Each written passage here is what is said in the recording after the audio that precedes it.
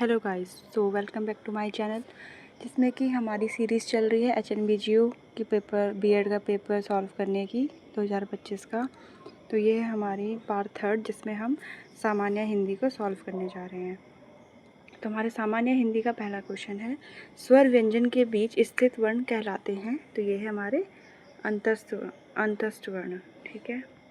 फिर है त वर्गीय वर्णों का उच्चारण स्थान क्या है? तो ये है दंत्य। निम्नलिखित में उत्तिशीपत व्यंजन है, तो हमारा है डा।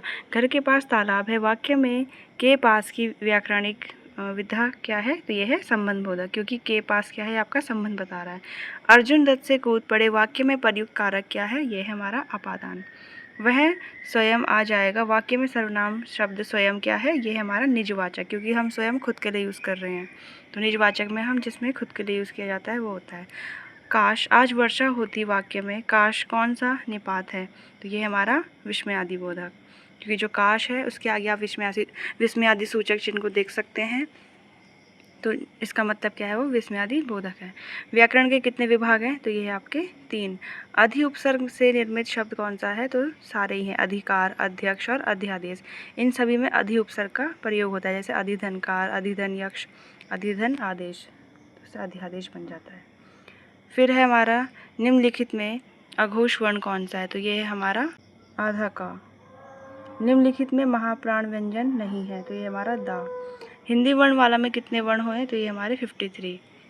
बाहर कोई मिलने आया है, वाक्य में कोई की व्याकरणिक कोटि कौन सी है? ये है सर्वनाम। जातिवाचक संज्ञा शब्द नहीं है, तो ये है हमारा बुढ़ापा, क्योंकि बुढ़ापा क्या है? आपका भाववाचक संज्ञा है। मुंबई जलमग्न है, वाक्य में कारक है, ये है हमारा अधिकरण, क्योंकि वो में है। मुंबई जल में मगन हो रखी है। तत्सम शब्द छांटना है, तो ये हमारा कपाट। तद्भव शब्द होगा हमारा आँख। मनुष्यत्व शब्द में प्रयुक्त प्रत्यय होगा हमारा तव। अब है हमारा क्वेश्चन नंबर 119। नायक शब्द में संधि है, ये है हमारी अयादि संधि। फिर है सत्याग्रह में समास है, ये है तत्पुरुष, क्योंकि सत्य के लिए आग्रह किया गया। गुरुजी तबला बजा रहे थे, तो इसका सही काल कौन सा होगा? संदिग्ध वर्तमान। रचना के आधार पर वाक्य के कितने भेद होते हैं? ये होते हैं हमारे 3। पर स्त्री में अनुरुक्त पति वाली नायिका क्या कहलाती है? ये है खंडिता। तरुण का स्त्रीलिंग रूप क्या होता है? ये होता है तरुणी। ढाक के 3 पाद का क्या अर्थ है? स्थिति ज्यों की त्यों होना। विराम चिन्हों का प्रयोग क्यों किया जाता है? तो इसका आंसर ऑप्शन डी, कथन का भाव स्पष्ट करने के लिए। वर्षा होती तो फसल भी अच्छी होती, तो कौन सा वाला वाक्य है? ये है आपका संकेतवाचक। रसराज किसे माना गया है? तो ये है श्रृंगार। श्रृंगार रस को रसराज कहा जाता है। स्वयं शब्द में प्रयुक्त संधि है, तो ये है स्वर संधि। फिर है निम्नलिखित में द्विगु समाज का उदाहरण है, तो ये है हमारा पंचपात्र। अर्थ के आधार पर वाक्य के कितने भेद होते हैं? तो वाक्य के 8 भेद होते हैं। निम्नलिखित में से सूर्य का पर्यायवाची शब्द कौन नहीं है? तो ये है राकेश, क्योंकि राकेश किसका है? चंद्रमा का। शुद्ध वर्तनी वाला शब्द कौन सा है? तो रचयिता। आपको इसमें सही स्पेलिंग ढूंढनी है। दिन फिरना मुहावरे का अर्थ होता है भाग्य बदलना, जैसे कहते हैं कि उसके दिन फिर गए, मतलब कि उसका भाग्य बदल गया। पौबारा होने का अर्थ है बहुत लाभ होना। सुमन ने कहा मैं कल बाजार जाऊंगा, वाक्य में कहा के बाद प्रयुक्त विराम चिन्ह, तो आप जो डैश देख सकते हैं सुमन ने कहा के बाद, इसे निर्देशक चिन्ह कहते हैं। फिर है भरत मुनि ने रसों की संख्या कितनी मानी है? तो 8। संचारी भाव की संख्या कितनी है?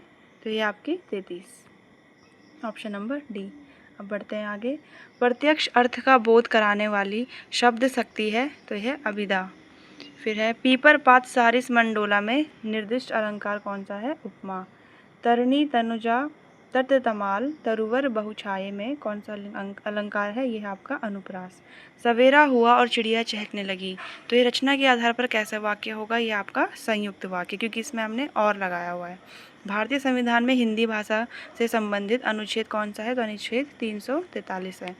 हरि गीत का छंद में कितनी मात्राएं होती हैं? तो ये आपकी 28 होती हैं। फिर है हमारे पास मुहावरे किस चीज़ का उदाहरण है? तो ये आपके लक्षणा के उदाहरण है।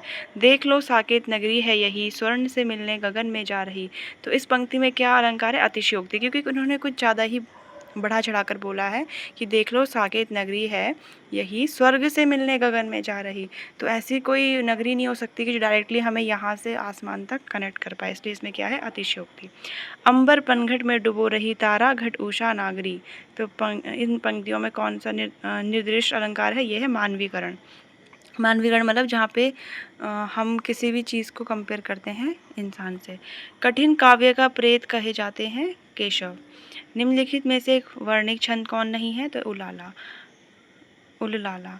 मुक्त छंद की कल्पना छायावाद युग में प्रारंभ हुई। इसके मुख्य प्रयोक्ता कौन माने जाते हैं, सूर्यकांत त्रिपाठी निराला। तो इसी के साथ हमारे हिंदी का सेशन कंप्लीट हुआ। इसके बाद हम आपके लिए इंग्लिश का सेशन लेके आएंगे। तो आप तब तक हमारे साथ ऐसे जुड़े रहें और चैनल को लाइक, सब्सक्राइब, शेयर करना ना भूलें। Thank you.